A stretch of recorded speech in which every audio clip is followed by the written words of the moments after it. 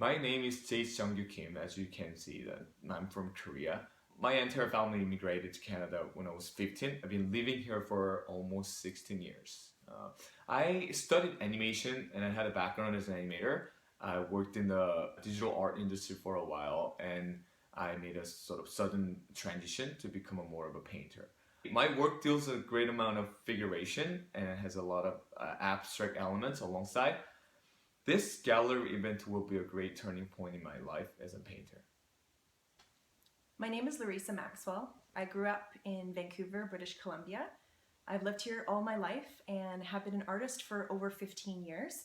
I've done a variety of art forms, be that watercolor, sculpture, but recently I've focused on acrylic work.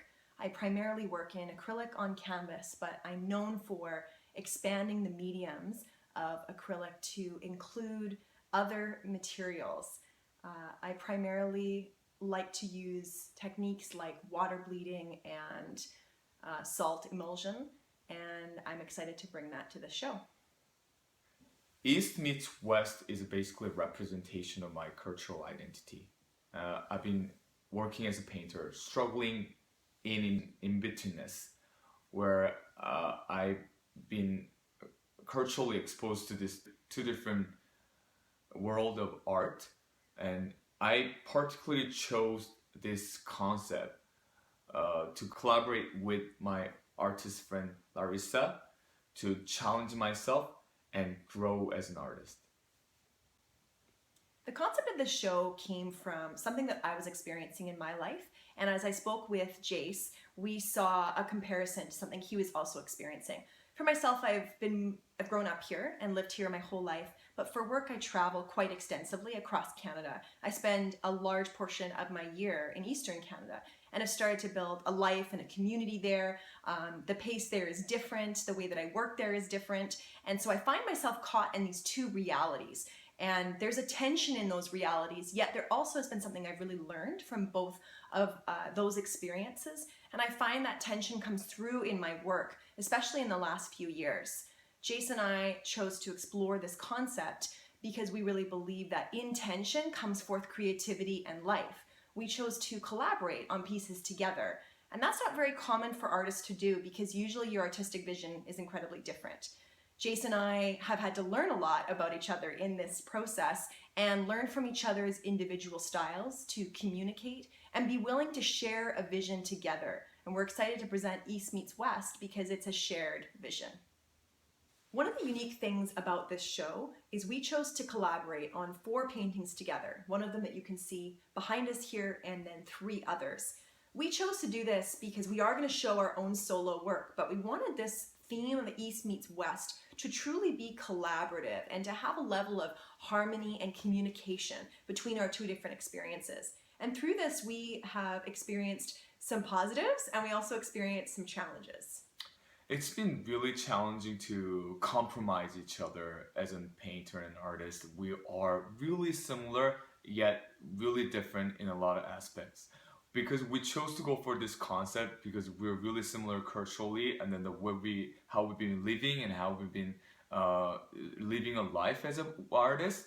But then when it comes down to working together, it is a lot to do with compromising each other in terms of a composition, color scheme, and every little bit of aspect was to harmonize through the whole time. But it was really hard capturing what we need to know and what I particularly wanted to convey and what Larissa particularly wanted to show off.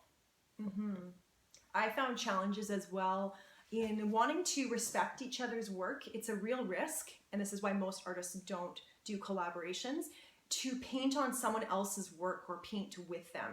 And to give up that level of control, to have trust in that person, and yet be okay that they might take it in a different direction, and that when the piece comes back to you and you're working on it again, that you're willing to respect those next steps the piece has taken.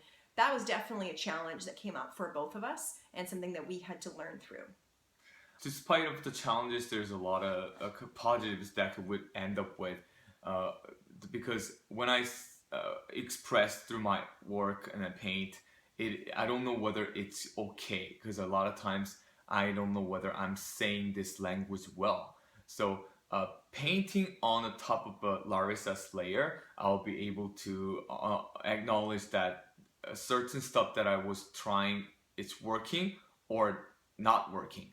So when we have ended up with the certain pieces that we did together, it was sort of a unique way to see my language emphasized through her own voice or her own language. So then it sort of captures the possibility of what I can do, what I can speak as an artist and a painter. I would say there was so many positives in this process of learning from each other and just seeing even the different color schemes, the different ways that another artist such as Jace will interact with subject material. Very often I would start the background in an abstract way and Jace would have the next step, and I would be amazed as to what his figurative style would add to the backgrounds of the work that I had started. I think it was a great experience in pushing each other to grow and pushing each other to be exposed to different styles and seeing the components of our two tensions of East meets West culminate in these pieces, and that tension bringing forth something that's beautiful and unique and different and add something really special to the show. We are very excited to share this with everyone, and we invite you to come. It's November 18th to 20th at 89 Smithe Street in Vancouver. It is open to the public, and we encourage you to come and see it in person. Okay. See you.